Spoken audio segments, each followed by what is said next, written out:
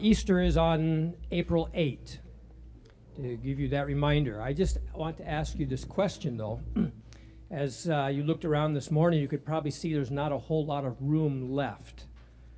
And so why would we be wanting to have any more people come, right? Well, I look at it like this. We're God's instruments. We're the carriers of His gospel. We're the vessels of His good news. And so it's our responsibility to be going about and telling others about Jesus Christ, and then to invite them to come in and join a community of fellow believers. Now, when the walls get to be a little bit restrictive and so forth, then God also gave us skills to be able to smash down the walls and to expand a little bit. Smashing down walls is no problem. It's what you do after you smash them down. So anyway, this year we're going to have to move the walls out. We're going to move the nursery, we're going to move the sound room, move the walls out to the back there, and we're going to expand the youth room. I don't know if you've been back in that little cubby hole back in the far corner there, just a little tiny room. And today they'll probably smash 20-some kids in there, teenagers who always like to have their space. But we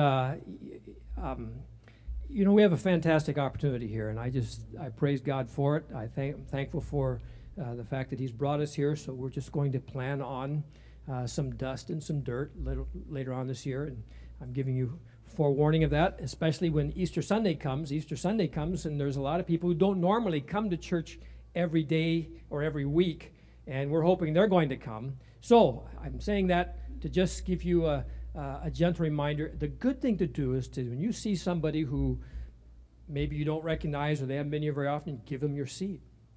Maybe you stand and let them sit.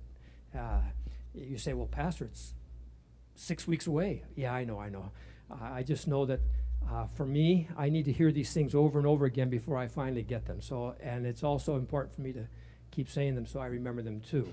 Now, I told you last Sunday we were going to be speaking on the subject of sex. Maybe that's how come there's such a good crowd here today. I don't know. And the title this morning is Holy Sex, which might seem like those two things don't go together, but they do. If you read through the Bible, though, with your family, more than likely you've come to some embarrassing sections that you look at and you go, maybe this is not material I need to be reading to my teenagers or my children about now. Maybe we can wait a little bit while. And so we might wonder then why it says Holy Bible on the front, and yet there's these embarrassingly graphic stories in the scriptures. And there are stories actually just about human sexuality. Some of them, frankly, are rather raunchy. Maybe not in our modern vernacular, but they are intended to reveal the ugly underside of fallen humanity. God does not pull His punches. If it's horrendous and a terrible and a horrible sin that's been committed, God tells us. And, I appreciate the reality of the Bible.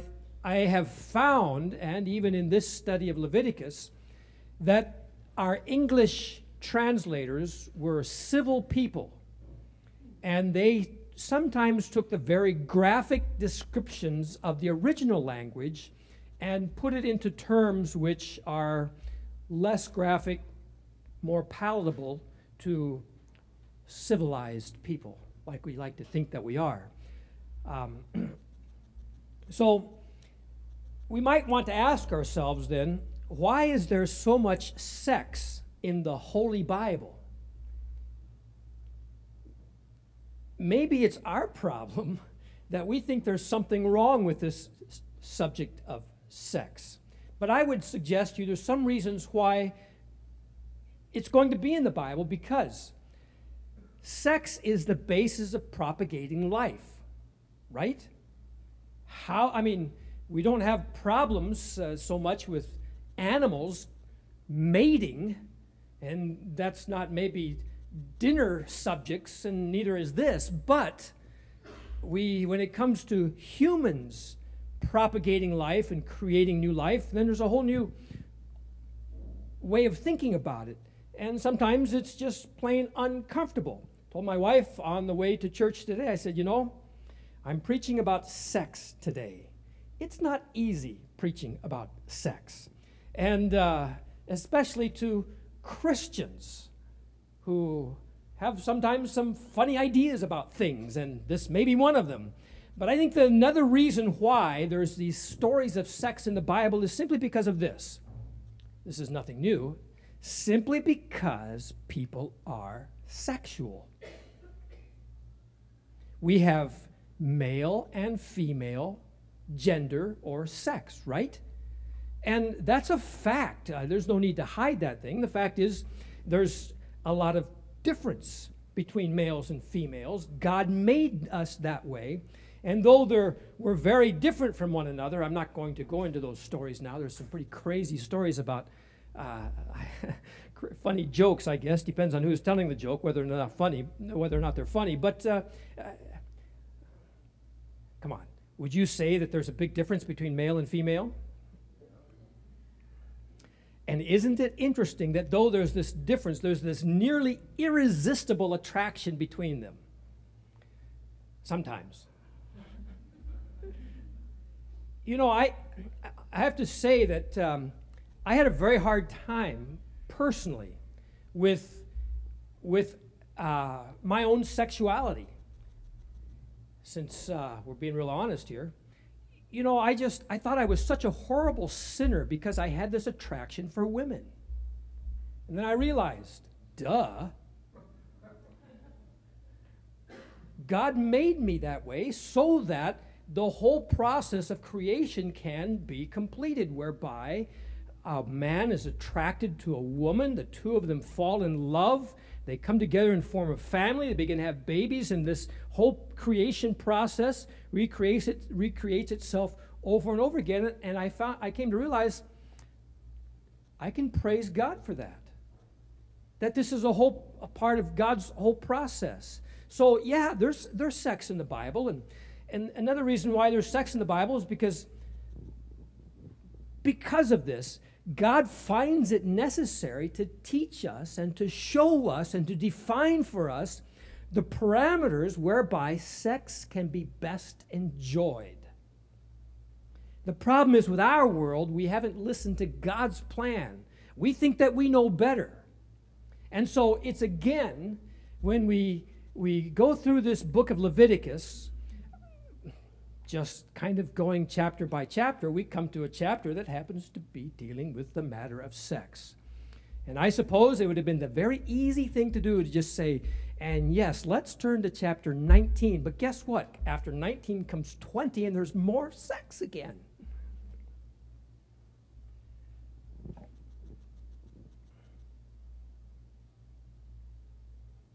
Is it uncomfortable yet? Good. All right. I feel better then. So the thing is this.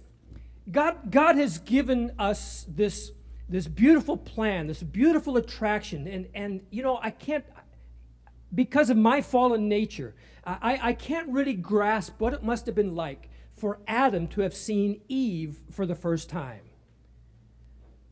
I mean, just the electricity, just the, wow, And God designed that wow factor, and it was all beautiful and wonderful and perfect. But what has happened is we have gotten our hands into it, and our selfish nature has taken what God intended for good, and we've abused it. We've ripped it up and twisted it.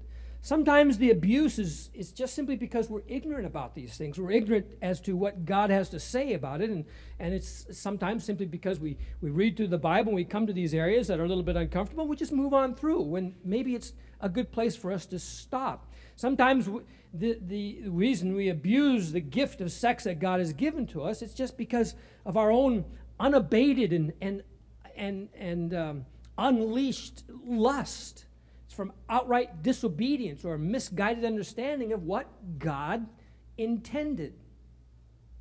And so all these things kind of come into this picture as to why today our understanding of this beautiful relationship that God has given to us, and how that the physical part of it can be blessed and holy and wonderful in the sight of God.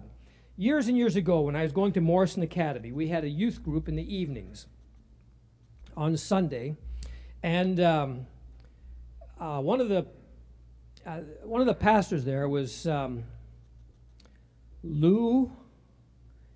Pastor Lou. I'll just leave him at that. He was Lou was his first name. But he gave the teenagers some very practical advice about this, and he was the one who was telling us, and I think it was healthy for us to hear from an adult, that this matter of sex was not what we teenagers thought it was, but that it was very beautiful in God's sight when within the parameters that God has given to us.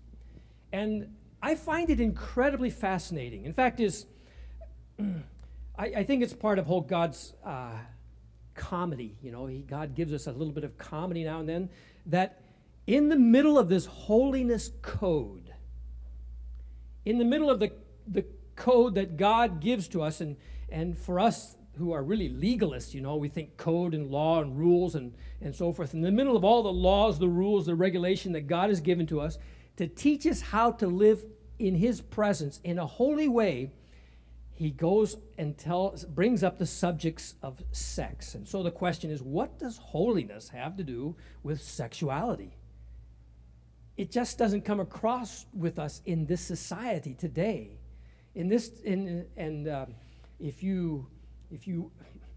Many movies that you might watch with your children, then they may be good movies. There might be sections you're going to have to just, in our family, we just kind of have to fast forward through these sections. And we like to think that it doesn't bother us adults. But my question is, you know, if it's not good for the kids, does that mean it's okay for the adults?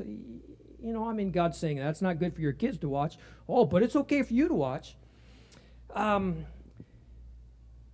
just find it interesting that God puts in this middle of the holiness code this matter of dealing with sexuality. And as I mentioned, how do we have sermons that are entitled Holy Sex? But it goes back to our theme in Leviticus, and this is where I'd like for us to just take a moment and to reflect on it, because it all fits in with our theme. The theme of Leviticus is simply the enactment. Enactment is simply our practice, our way of doing things, the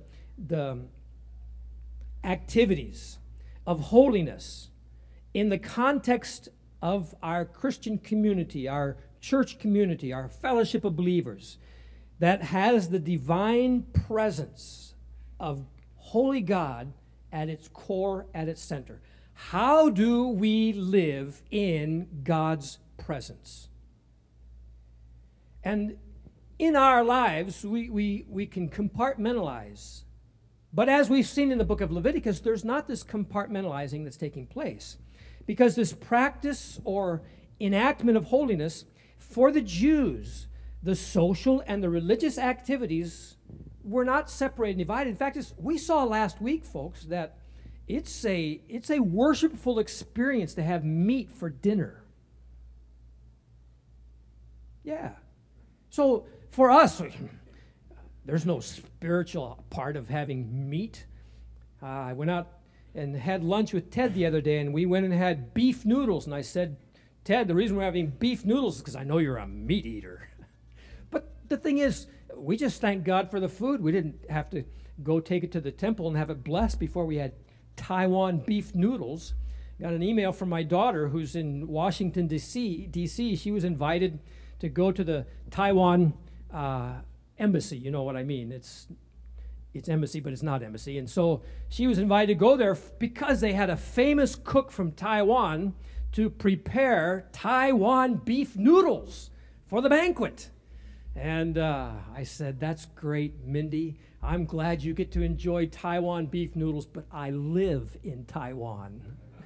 And I'm going there for lunch. So thank you very much. The thing is this, that there's not this divide between the social and the religious activities. They're interconnected, even with regarding such mundane things as our diet. And Leviticus then reminds us of the importance of this, that includes our physical body. We sometimes in the West have a problem between the physical and the spiritual, and understanding how important the spiritual is to our physical bodies. Listen, folks, this body, for whatever it's worth, God has taken up residence. This is the temple of the living God. That should help us to understand that there is a close connection there. And so when we talk about human sexuality, when we talk about sex in relationships and so forth, too often we think of it as being a physical act, and we don't understand the importance of the spiritualness, the spirituality of sex in our lives. And Leviticus reminds us that in our human existence, in our spiritual life, there's a very important aspect of the physical body in which we go about doing these holy acts and these holy practices. One would be the one that we're, as far as having the communion today. We can participate because, see, we got bodies. And we can express spirituality through these bodies. And there doesn't need to be that divide. The other thing is that we learn in Leviticus is that this idea of community. And again, I have to say, I understand we have people from different places, but for Westerners particularly have such an emphasis on individuals and individualism. You know, the great icon that describes the West is the cowboy, the lone cowboy on his trusty horse, riding off into the sunset, and he's going to carve himself out a ranch and carve himself out a community all by himself. And I have to tell you, folks, that I have learned, as even in the study of Leviticus, and especially lately in my own life, how much I need other people's help. I told you, I went and found somebody who can be my coach as a pastor. He coaches pastors.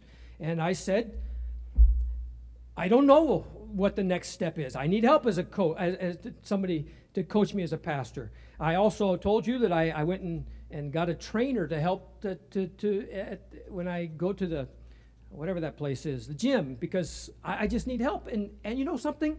I've also found in my spiritual walk, I need others that I can go to and we can talk about it. On Tuesday nights at our men's fellowship, it's wonderful. I don't feel like pastor.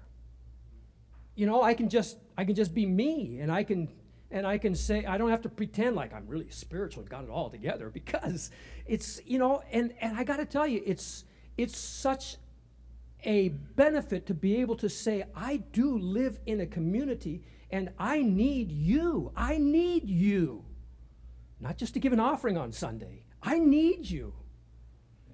And I think that we, too often, even in our salvation gets to be such an individual thing.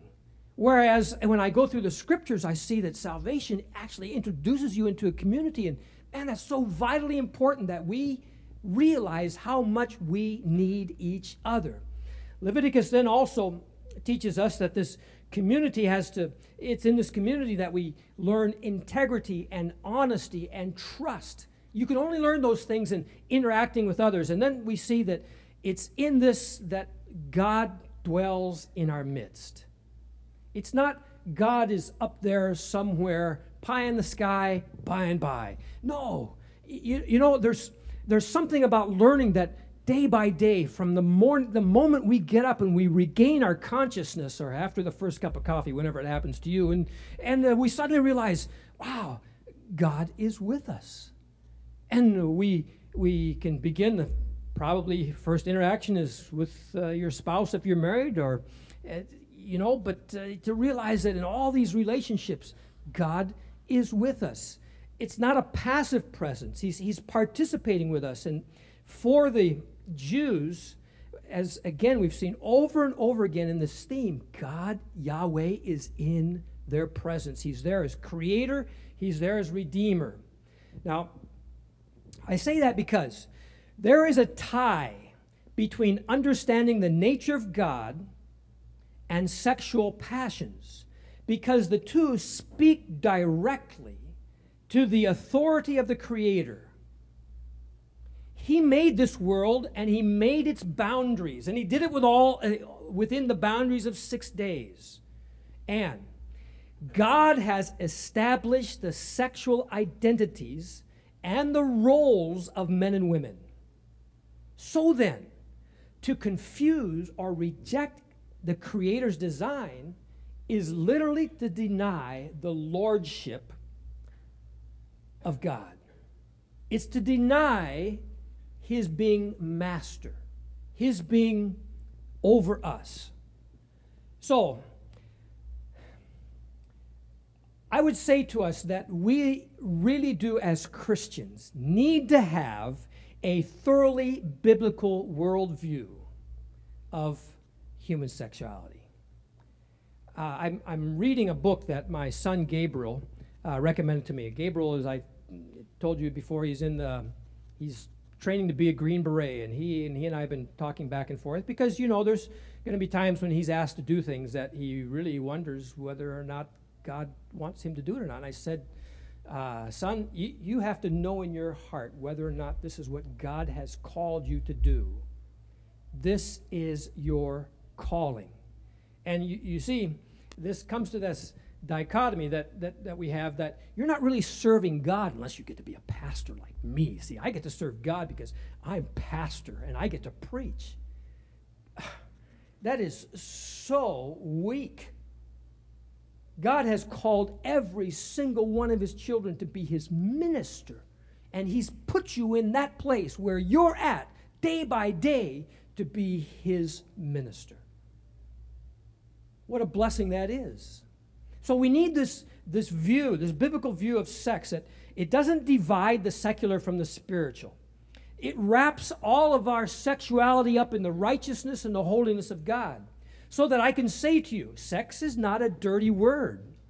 It shouldn't have been any problem. I say this kind of tongue-in-cheek, that I'm preaching about sex today, instead of the eyes going, and so forth. It's just, sex isn't a dirty word. It's not X-rated. It's not shameful. It's not disgusting. Sexuality is from God. Therefore, sex is God-ordained.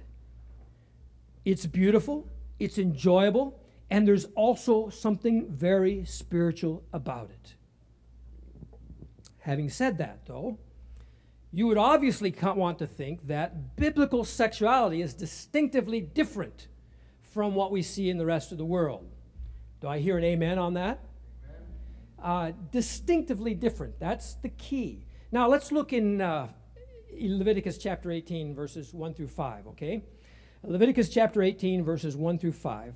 And the reason I bring this to your attention is because God makes it very clear that there is a distinctive difference between his people and those who are not his people. The Lord spoke to Moses, saying, "Speak to the people of Israel and say to them." Now, let me just stop right there real quick. You remember last week, this is the same beginning, except that last week when we were talking about how we're to bring the meat offering to the Lord before we can eat it, that time Moses included Aaron. He said, "This is for you, Aaron, and the people." Now today, he's directly talking to us. And he's saying this is for you, Israel, people of Israel. Say to them, "I am the Lord your God." Prefaces it with, let's get this clear. God, is Adonai, Lord, Master, Supreme. We need to understand that. And here's what he says. "You shall not do as they do in the land of Egypt, where you lived, and you shall not do as they do in the land of Canaan, to which I am bringing you. You shall not walk in their statutes. You shall follow my rules and keep my statutes and walk in them. I am the Lord your God. You shall therefore keep my statutes and my rules. If a person does them, he shall live by them. I am the Lord." And so, God is saying to us this: I'm giving you rules and regulations so that you can understand what my heart is, what my desire is for you. And then from the next verse, 6 through 23, he begins to talk about all these sexual relations. Now, as followers of Jesus, it's very important for us to understand what's the biblical word of view, because we don't understand, we don't have a grasp of what the Bible point of view is, what the Bible way is, then we're open to being influenced by others. The name of that book that my son Gabe recommended to me is Total Truth, Liberating Christianity from Its Cultural Captivity.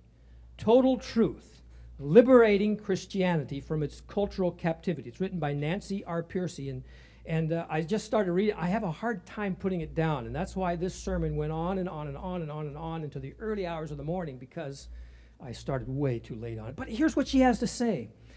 The danger is that if Christians do not consciously, the word consciously, develop a biblical approach to the subject, that's any subject, including human sexuality, then we will unconsciously absorb some other philosophical approach. Of course, you've got to have some way of thinking. So a set of ideas for interpreting the world is like a philosophical toolbox, stuffed with terms and concepts. If Christians do not develop their own tools of analysis, then when some issue comes up that we don't understand the biblical point of view, we'll reach over, borrow someone else's tools. Whatever concepts are generally accepted in their professional field or in their culture, then we accept as ours. And in a society then that is so inundated with sex, and more sex, is it any surprise at all to us that we don't have a grasp of what God thinks about it, of what His view is? And I would say, myself included, most Christians do not have a biblical worldview of human sexuality. We are so incredibly influenced by this culture. Why? Because it's a massive amount of pressure, sexual pressure in our communities. So the result is then our children have difficulties dealing with sexual issues in their schools, in their relationships, because we parents are unskilled to face the issues. I got to tell you, folks, this hits home to me very, very personally. With 6 children, yes, we've had some issues we've had to go through, some serious issues. Issues of even one of my children being horribly sexually abused by, of all things, another missionary kid. So, I want to say to you folks, don't put yourself in a little bubble here and think that, because I'm a Christian, everything's going to be cool. There's going to be some responsibility on our part to learn the skills to teach our children how to deal with these issues in a biblical fashion.